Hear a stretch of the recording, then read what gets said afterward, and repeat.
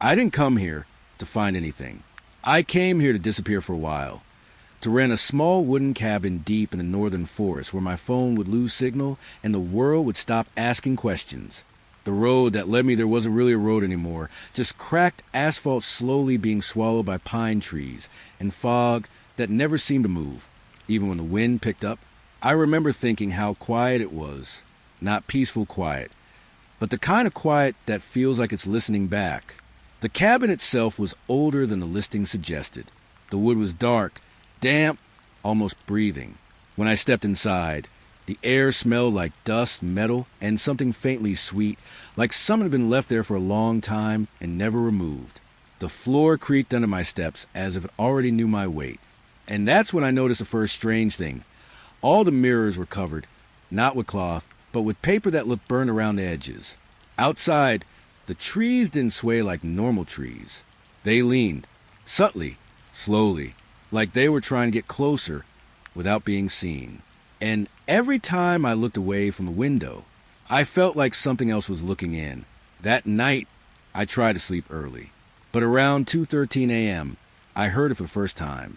A soft knock from inside the walls. And that's when I saw it. The road ended long before I expected it to.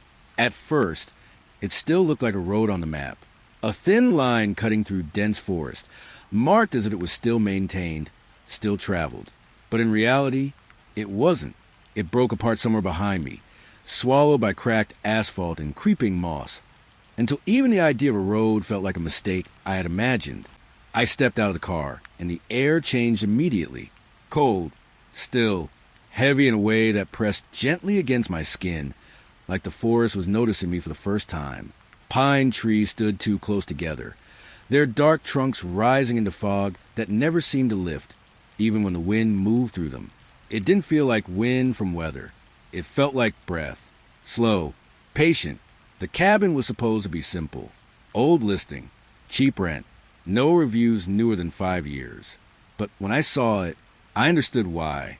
It wasn't just old. It looked forgotten in a way that didn't feel natural. The wood was darkened, almost black in places, as if soaked in years of damp silence. The windows were small and uneven, like they had been added later by someone who didn't fully understand the shape of a house. And the roof, it leaned slightly to one side, like it was tired of holding itself up. But what made me stop walking was the stillness around it. No birds, no insects, no movement at all. Just a cabin sitting in the middle of the forest that felt like it was holding its breath. I stepped closer. The porch creaked under my weight before I even fully stepped onto it, as if it already knew I was coming. The front door was unlocked. That should have been my first warning. Inside, the air was colder than outside. Not just temperature, something deeper, like the cabin had been waiting without heat, without life, for a long time. Dust floated slowly through pale light, leaking from cracked windows. And then I saw the mirrors. Every single one was covered. Not with cloth, not with boards.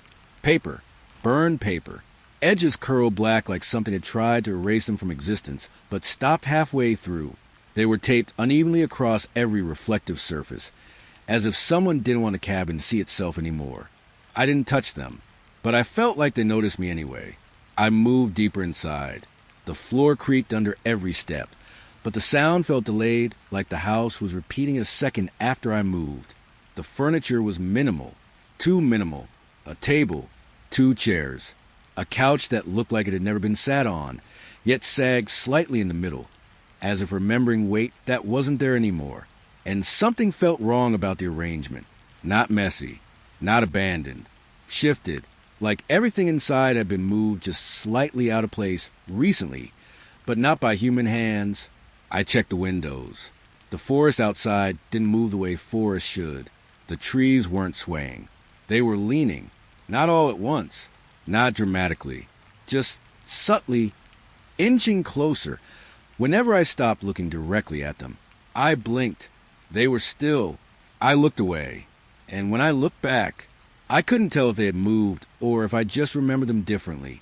That night, I tried to settle in.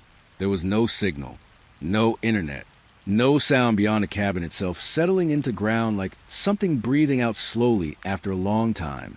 I told myself it was just isolation, just my mind adjusting.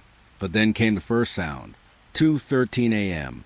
I remember the time too clearly. A knock, soft, inside the walls. Not from outside, not from the door. Inside. I sat up immediately. Silence returned so quickly it felt like it was never broken. Then, another knock. Same place, same rhythm, like something learning patience. I walked slowly through the cabin, barefoot against cold wooden floorboards that felt slightly damp beneath my feet. Each step made the structure respond, not loudly, not violently, just aware. I pressed my ear to the wall. Nothing. Then, a faint movement. Not a knock this time. A shift, like something turning itself around inside the wood. I stepped back. The cabin didn't creak anymore. It waited, and that was worse, because silence here didn't feel empty. It felt occupied. I returned to the main room and sat under the dim light, filtering through covered mirrors. The burned paper seemed darker now, like it had absorbed the night itself. And for a moment, I thought I saw movement behind one of them. Not reflection, not shadow. Something standing too still to be mistaken for either. I didn't look again. Instead, I listened. The cabin didn't make noise. But it wasn't quiet anymore. It was waiting. And somewhere inside the walls, something shifted closer. Not knocking now, just presence. And that's when I realized this place wasn't empty when I arrived. It only pretended to be. The night didn't end after knocking. It only changed shape. The cabin stayed still, but the silence inside it felt layered now, like something had been added beneath it, just out of reach. I didn't sleep. I couldn't. Every few minutes, I would hear the wood settle, then stop, then settle again, like the house was adjusting itself around me. Around 3 a.m., I noticed something new. A thin gap near the kitchen floorboard. It wasn't there earlier. I crouched slowly, fingers brushing the edge of the wood. It lifted without resistance, like it had been waiting for pressure. Underneath was darkness. Not dirt, not foundation. Just a hollow space that felt older than the cabin itself. Inside there was a book, a guest book. The cover was worn, soft like fabric that had been touched too many times. No title, no markings. Just wait. When I opened it, the pages made a sound like dry breath. The first entry was recent. Too recent. The ink still looked slightly wet. It learned my voice tonight. I froze. The handwriting was uneven, rushed, like whoever wrote it didn't want to finish the sentence but was forced to. I turned the page. Same sentence. Different handwriting. It learned my voice tonight. Another page. Same words. Different pressure in the ink, like it had been written with shaking hands. Page after page. Different people. Different styles. Same sentence repeating like a loop that refused to stop. I felt the air in the room tighten slightly, as if the cabin had leaned closer to listen. Then I saw it. My name, on a page halfway through the book. Not written fully. Still forming. The ink looked fresh, like it was being written right now. Somewhere just beyond my sight. My hand instinctively pulled back. But the page didn't stop changing. The letters were finishing themselves slowly. I closed the book immediately. Too fast. Too loud. The sound echoed longer than it should have. When I looked up, the room felt different. Not physically. Emotionally. Like it had remembered I was there. The floorboards above the hidden space creaked once, then went silent. I pushed the book back on the floor and closed the panel, pressing it down until it fit perfectly again, like it had never been opened. But I knew it had, because now I could feel it. The cabin wasn't just around me anymore. It was aware of me, and worse, it was recording me. Morning never really arrived here. Just a softer shade of darkness pretending to be daylight. The forest outside the window looked the same at first glance. Still, fog-heavy, quiet, but I started noticing something small. The trees weren't where I remembered them. Not dramatically different, just closer. Subtle shifts in spacing. Narrower gaps between trunks. Shadows that didn't align with where the sun should have been. I told myself it was perception, but perception doesn't leave marks. I stepped outside anyway. The air felt heavier than yesterday, like the forest had added pressure overnight. My boots sank slightly into damp soil, even though it hadn't rained. And then I saw them, between the trees. Shapes, not moving, not fully formed. Just outlines of something standing too still to be natural. I blinked. They were gone, but the feeling stayed, like something had been there long enough to leave intention behind. A wind moved through the forest, suddenly, but it didn't feel like wind.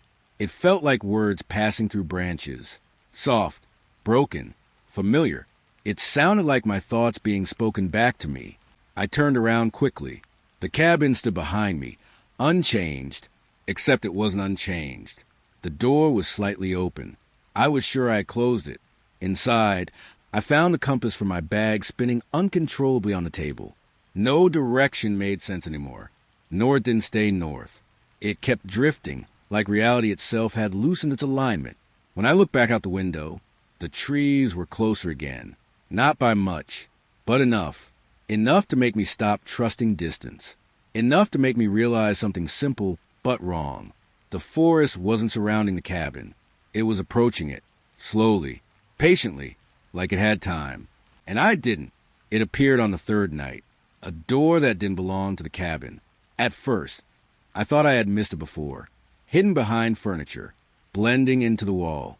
But the longer I looked at it, the more certain I became. It wasn't part of the original structure. The wood was different, newer, but also older in a way that didn't make sense.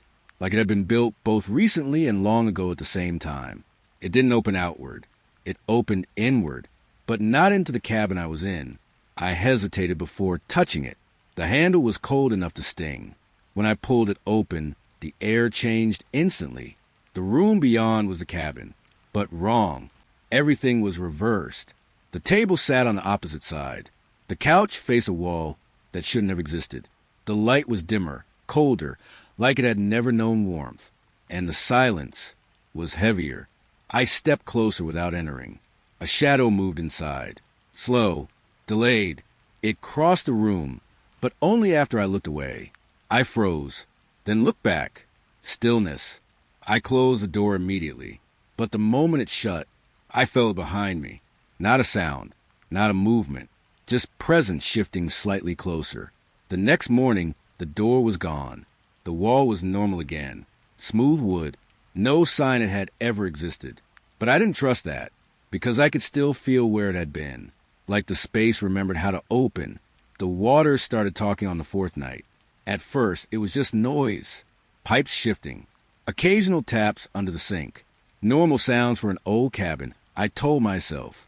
But then the sink turned on by itself. Black water ran for exactly 7 seconds. Then stopped. Every hour. Same timing. Same duration. I tried to ignore it. Until I heard my name. From inside the pipe. Not loud. Not clear. But spoken like breath trapped in metal. I leaned closer. The voice came again. It sounded like me. But older. Tired. Wrong in a way I couldn't explain. It asked questions I hadn't thought of yet. Questions I didn't remember forming.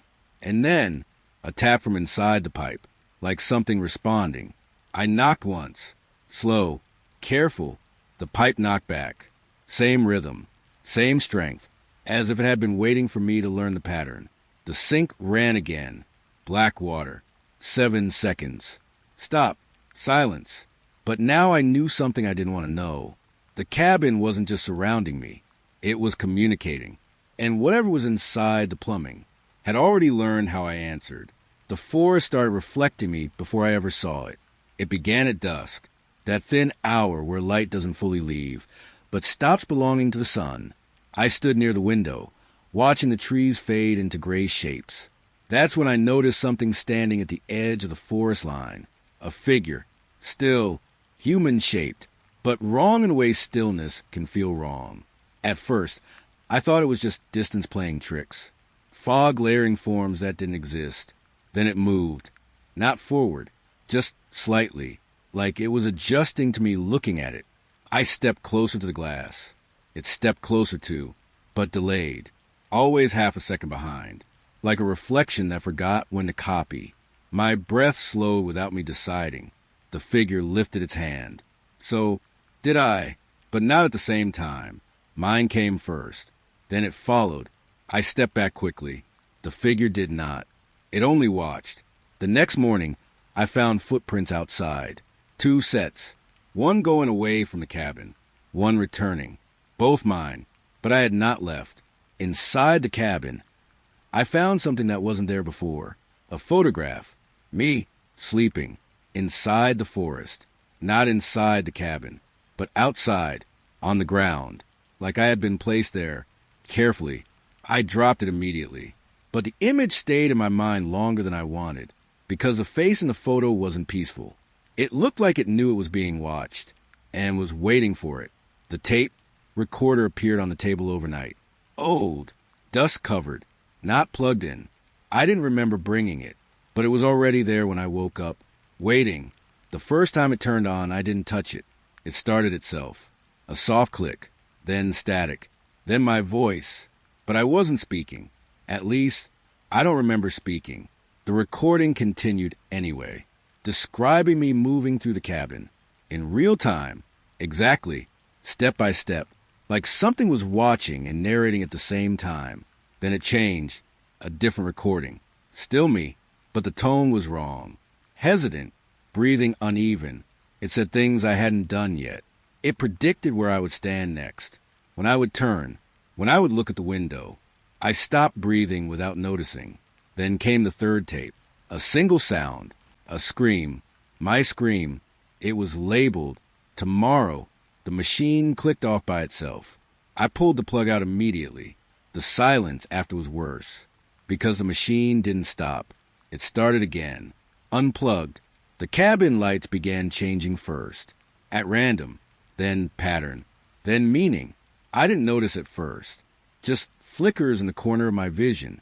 But one night, I stayed still and watched. The light blinked. Pause. Blink, blink. Pause. Long pause. Then again. It wasn't random. It was structured, like language without sound. My thoughts slowed as I watched it. And then something strange happened. It blinked back at me, not reacting, responding. Every time I thought something simple, the lights answered. Yes. No. Stop. Look. I stepped away from the switch. The blinking continued.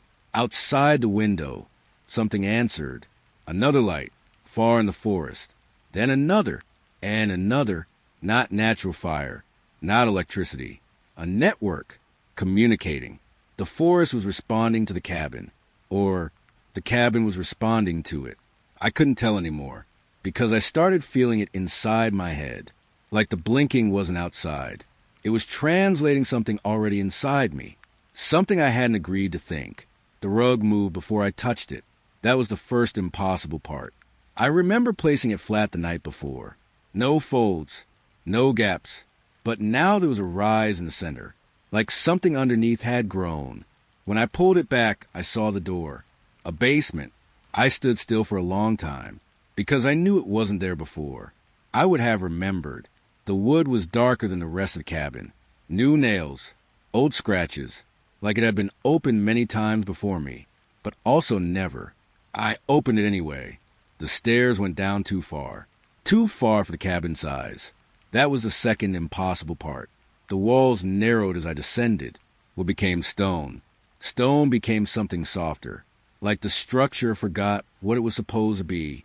And then I saw the names, all over the walls, written by hand, layered over each other, some carved, some scratched, some fresh enough to shine slightly in the dim light. I moved closer.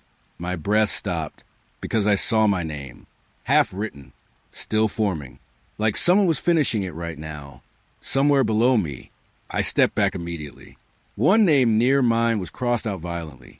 There was split around it, as if the name had been erased with force that wasn't human.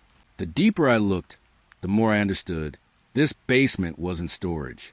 It was record-keeping, and I was being added to it. The silence started breaking time. Not all at once, only in pieces. At first, it lasted a second, then 2, then longer. And during those moments, everything stopped, not moved slowly, not paused, stopped existing in sound. The birds outside froze mid-flight.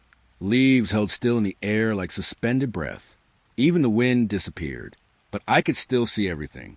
That was the worst part, because motion continued without sound, like reality forgot to include audio for those seconds. Then I heard something worse. My heartbeat, but not inside me. Outside, behind me. I turned. Nothing. Silence ended. Everything resumed, but the feeling stayed. Because I realized something simple and wrong. When the silence came, something else was alive in it. Something that only moved when the world stopped speaking. And it had already learned my rhythm, my heartbeat, my pauses, my fear, and it was waiting for the next silence to begin. The first time I saw it, I almost convinced myself it wasn't real, just a trick of the trees, a shift in fog, a shape that only looked human because my mind needed it to be. But it kept coming back, always at the edge of vision, never in the center, never fully allowed to exist. It stood between the trees at night when the cabin went quiet, and when I turned toward it directly, it was gone. No movement, no sound, no trace. The strange part was what it left behind. Nothing. No footprints in the damp soil. No broken grass. No shadow that matched its position. It didn't belong to the ground. It didn't belong to light. But it belonged to attention, because it only appeared when I looked away. The cabin door began opening on its own every morning, always slightly ajar, always facing the forest, as if something had been watching from inside while I slept. I tried locking it, barricading it, even placing a chair against it. It didn't matter. It still opened, quietly, patiently, like it was practicing. I started leaving small things near the door, food, objects, notes. By morning, everything was gone. No mess, no trace, just absence where something had been. And slowly, I stopped thinking of it as empty space. I started thinking of it as consumption, something that didn't take things, something that simply removed them from being known. I noticed the clock at exactly midnight, not because it changed, because it refused to continue. The second hand froze, then moved in reverse, slowly at first, then with certainty, like it had remembered a different direction. The ticking didn't stop. It just reversed itself. Tick, tick, but backwards. Time inside the cabin began breaking in small ways after that. A cup I had placed on the table returned to the cabinet, without me touching it. A footprint outside the door faded instead of forming. My breath sometimes felt like it arrived before I inhaled, and then came the forgetting. Small gaps in memory. Nothing dramatic, just soft missing pieces. Why I stood in a certain room. Why I walked there. Why I felt like I had already done this moment before. The clock kept turning backward, and so did everything else. I tried removing it from the wall, but when I pulled it down, another one appeared in its place. Same design, same hands, already moving in reverse. I stopped trying after the third time, because I realized something worse. It wasn't reversing time. It was correcting it. And I didn't know what version of me it was trying to return to. The reflection started first. Not the cabin. The reflection. At dawn, I saw the window as usual. Fog outside. Trees leaning slightly inward. But the glass didn't match it. Inside the reflection, the cabin was different. The door was open when mine was closed. The chairs faced opposite directions. The light was dimmer, colder, like it had never been touched by morning. I stepped closer. My reflection didn't move correctly. It lagged behind me, like it was remembering what I did instead of copying it. I lifted my hand. It lifted its hand a second later, but not exactly the same way. Slightly off, like a mistake learning repetition. Then I saw it, inside the reflected cabin. Another version of me, standing in a room I wasn't in, looking directly at something behind the wall. I turned quickly. Nothing behind me, but in the reflection, it was still there, watching. The mirrors around the cabin began showing delayed versions of myself. Not future, not past, just wrong timing. I stopped looking at reflective surfaces after that, but I could still feel them looking back. even when I wasn't facing them. Especially then. The wind started speaking my name before I realized it had language. It began softly. Broken syllables carried through the trees at night, like breath-forming words it wasn't ready to say. Then it became clearer, stronger. My full name, perfectly pronounced, repeated from every direction. I stepped outside once to confirm it. The forest didn't move, but it listened, and then it answered, not loudly, not forcefully, just repetition in different tones, like multiple voices learning the same word together. I stopped moving when I realized something. The wind changed direction whenever I thought differently. When I felt fear, it grew closer. When I calmed, it softened. When I questioned it, it paused, as if reacting, as if interpreting, as if learning. The forest wasn't just echoing my name. It was practicing it, again and again, until it stopped sounding like a name and started sounding like recognition. The second structure revealed itself after the floor gave way in silence. No collapse, no warning, just absence where it would used to be. I fell through slowly, like the cabin allowed it. The space below wasn't a basement. It was another cabin, identical layout, same rooms, same walls, but older, much older. The wood was warped, darkened like it had been soaked in years of forgotten air. Furniture stood in the same positions, but slightly decayed, as if time had touched it unevenly. And then I saw movement. A chair shifted slightly. Not pushed, not pulled, just adjusting, like something invisible had sat down and stood up again. I stepped carefully through the space. Every creak above me echoed below me with delay, like the structure was remembering itself twice. Then I saw it, a chair directly beneath where I had been standing upstairs. Perfect alignment, facing upward, exactly at my position, waiting. I realized something then that made my chest tighten slowly. This wasn't a duplicate cabin. It was a memory of one. And I wasn't the first person it was remembering. I was just the current version being observed. From below, the door was never meant to help me leave. I realized it the first time I opened it. It appeared in the hallway overnight again. Same shape, same cold metal handle. But the wall around it didn't feel real, like it had been added after the cabin was already finished. When I turned the handle, there was no resistance, just acceptance. The moment it opened, I expected the forest. I expected air, distance, escape. Instead, there was another room, another interior. Same wooden walls, same dim light, same silence, but arranged wrong again. The angle of the ceiling felt inverted. The furniture was present, but displaced like memory mistakes. I stepped back and closed it, but it didn't close fully. It never did. Every attempt after that led somewhere slightly different. Sometimes the cabin was larger inside the door, sometimes smaller. Sometimes I could see the forest, but only as a reflection on a surface that didn't exist in my version of the room. I tried counting steps between openings. They changed every time. I stopped trying to leave after the seventh attempt, because I noticed something worse than failure. Time inside the door didn't match time outside. It reset slightly, as if the cabin was correcting my attempts, rewriting the outcome. And slowly, I stopped believing there was an outside at all, only variations of inside. I stopped feeling alone a long time before I stopped being alone. That's the part that scared me most, because whatever was here didn't arrive. It learned, through watching, through silence, through repetition. I noticed it in small things first. Objects placed slightly differently when I wasn't looking. Door handles warmer than before. Windows fogging in patterns that matched my breathing. Then it started mimicking me. Not directly, not perfectly, but close enough to feel intentional. A chair moved only after I sat. A light flickered only after I thought about turning it on. It wasn't guessing. It was observing. Learning behavior, like language. The forest outside began responding the same way. Trees shifting when I moved closer to windows. Shadows adjusting when I changed rooms.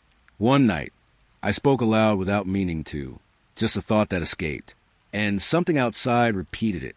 Not immediately. A delay. Like it needed time to process how my voice worked. That's when I understood. The cabin wasn't haunted. It was studying me. and everything inside it was part of the lesson.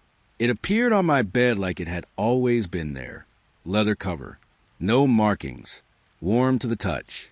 Inside, pages already filled. My handwriting, but I didn't write any of it. The first entry described the morning before I woke up accurately, too accurately. Even the thoughts I hadn't spoken. Every page after that followed the same pattern. Events I had not experienced yet, written in present tense, as if they were already completed somewhere else. I stopped reading when I reached a page describing me reading the journal. That's when the ink changed. Slowly, on its own, new lines forming beneath the text while I watched. My hand trembled slightly. The writing continued, describing what I would do next, where I would stand, what I would think. I closed the book, but the pages still turned themselves. Inside my bag later, I found another copy, then another, each one more filled than the last, and all of them ending in unfinished sentences, as if something was still writing them. Right now, the trees moved closer when I wasn't looking directly at them. At first, it was subtle, a shift in distance I couldn't prove. Then the edges of the forest began pressing inward, like breathing, like expansion. Roots appeared near the cabin foundation overnight, thin at first, then thicker, then breaking through like memory forcing itself into reality. I watched one pierce through the floorboards beneath the table. Slow, deliberate, not violent, certain. The cabin didn't resist. It adjusted around it, as if it expected this. The forest line outside the window was no longer distant. It was present, too present. Trees no longer stood beyond the cabin. They stood around it, closer every hour. I tried stepping outside, but the ground felt softer than before, less stable, like it wasn't soil anymore, just surface pretending to hold me. That night, I understood the truth slowly forming in my mind. I wasn't inside the forest. The forest was inside the cabin now, and the cabin was shrinking around it. The knocking stopped being random after a while. It became structured, intentional. I noticed it when I stopped reacting to it. That's when it changed behavior. 3 knocks. Pause. 2 knocks. Long pause. 1 knock. Repeat. At first, I thought it was noise trying to become meaning, but then I realized it already was meaning. I placed my hand on the wall once. It responded immediately. Same pattern, same rhythm, but reversed, like it was answering instead of speaking. I press again. This time, the response formed something clearer. Not sound, but structure. The cabin wasn't just making noise. It was communicating through memory. I began recognizing patterns inside it, moments from my own life encoded in knocks, choices I made, thoughts I forgot, emotions I didn't want to remember. The walls weren't empty. They were recording, and eventually, the knocking stopped asking questions. It started asking me back, not what I was doing, but why I was still here. And I didn't have an answer it hadn't already predicted. I saw myself sitting in the cabin before I even realized I wasn't alone. It wasn't a reflection, not a shadow, not a trick of light. It was me, same shape, same face, same slow breathing that matched mine too perfectly to feel accidental. It sat in the chair near the window, like it had been there for a long time, long enough for the wood beneath it to remember weight. I didn't move at first. Neither did it. Then it spoke, quietly, like it didn't want the cabin to interrupt. I've been here longer than you think. My throat tightened, but no sound came out. It tilted its head slightly, like it was studying a version of me that hadn't learned yet. I remember arriving, it said. I remember leaving and then not leaving. The forest outside shifted slightly at that moment, as if listening, as if agreeing. It stood up slowly, not aggressively, not threatening. Familiar, that was the worst part. Familiar movements. It walked past me without touching me, but I felt it anyway, like passing through a colder version of myself. On the table, a folded paper appeared after it passed, a choice written in handwriting that looked like mine. Stay, or replace. The cabin creaked softly, not warning, approval, and for the first time, I wasn't sure which one of us was the original. Morning never came, not slowly, not partially. It simply stopped happening. The sky remained the same shade of dark gray, like the sun had forgotten where the cabin was. I waited near the window. Hours passed without change. No shift in light, no softening of shadows. Even time inside the cabin felt stuck in a single breath. The clock froze at 3:33 a.m. and stayed there forever. Outside, the forest became still, not quiet, not peaceful, frozen. Leaves stopped mid-movement. Fog suspended like it was painted into the air. I stepped outside once. Everything felt like it was holding position for something it refused to name. Even my footsteps didn't sound right. They didn't echo. They didn't return. It felt like the world was no longer reacting, just waiting. I went back inside and realized something worse. I was still changing. The cabin wasn't. I found the footprints first. Not mine, not new, old, faded into the wood near the doorway like memory stains. Then I heard it. Footsteps. Behind me. Inside the cabin. But nothing was there. Only repetition. Reenactment. Like the house was replaying moments that never actually happened. I watched the hallway. The door opened by itself. Slowly. Carefully. As if someone was leaving without wanting to be remembered. A version of me stepped out. Then another. And another. All moving in silence. All fading before they reached the forest. I couldn't tell if I was watching memories or possibilities. The cabin felt heavier after that, like it had experienced abandonment too many times. Too many versions of it. The walls creaked softly that night, not like settling wood, like disappointment. And I started feeling something I couldn't name properly. Not fear, not guilt, something closer to being remembered incorrectly. It didn't knock this time. It spoke. From everywhere. From nowhere. From inside the structure itself. The walls didn't vibrate. They translated, slowly, into words I could understand. I had been waiting for awareness. I froze. The cabin felt closer somehow. Not physically. Consciously. Like it leaned in. It said my name. Perfectly. Without hearing it spoken. Without needing sound. Just knowing. I cannot exist without you. It continued. Not threatening. Not pleading. Explaining. Like a system describing its function. The walls creaked again. Softly. Almost gently. I need to be remembered, it said, before the end of observation. My breath slowed without permission, because I understood something I didn't want to understand. It wasn't trapped with me. I was the thing allowing it to exist. Every thought, every glance, every moment I acknowledged the cabin. It became more real, and now it was asking for the only thing it had never had. Not escape, not silence, but permanence in my mind. The door opened on its own. I didn't touch it, didn't approach it. It simply decided to open. The forest outside looked normal at first. Too normal. Same trees, same fog, same quiet air. But nothing felt correct, because everything matched too perfectly. Like a copy pretending to be original.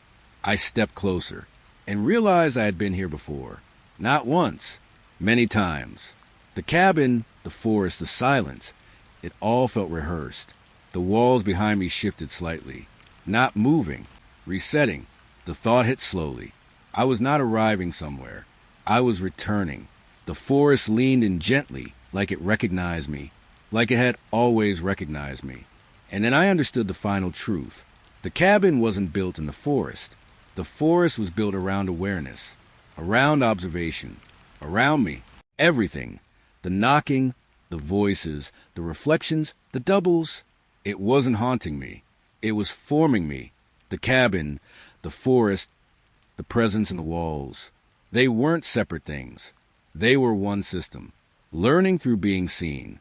And I was the one seeing it. The door stayed open, waiting, not for me to leave, but for me to continue noticing. Because the moment I stop, it stops existing. And that is why I never should have opened the door. Because now I understand.